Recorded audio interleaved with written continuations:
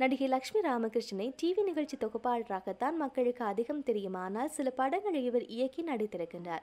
லக்ஷ்மி ராமகிருஷ்ணன் தொகுத்து வழங்கி வந்த சொல்வதெல்லாம் உண்மை நிகழ்ச்சி பெரிய அளவில் சின்னத்திரை ரசிகர்கள் மத்தியில் பிரபலமானது. தற்போது லக்ஷ்மி ராமகிருஷ்ணன் வயிறு குழுங்க சிரிக்க வைக்கும் நிகழ்ச்சியான குக் வித் கோமாளி ஷோவில் போட்டியாளராக கலந்து கொண்டு வருகிறார். சமீபத்தில் இவர் அந்த ஷோவில் கமல் குறித்து பேசிய விஷயம் இணையத்தில் வைரலாக பரவி வருகின்றது. தற்போது இது குறித்து லக்ஷ்மி ராமகிருஷ்ணன் விளக்கத்தையும் கொடுத்திருக்கிறார். அதில் எனக்கு 16 வயதில் நிச்சயதார்த்தம் நடைபெற்று 18 வயதில் திருமணமானது. 42 வயது வரை எனக்கு சினிமா உலகத்துடன் எந்த தொடர்பும் இல்லை. மற்றவர்களைப் போல நான் நட்சத்திரங்களை ஒரு ரசிகையாகவும் குழந்தை போன்று ஆச்சரியத்துடனும் பார்த்திருக்கின்றேன்.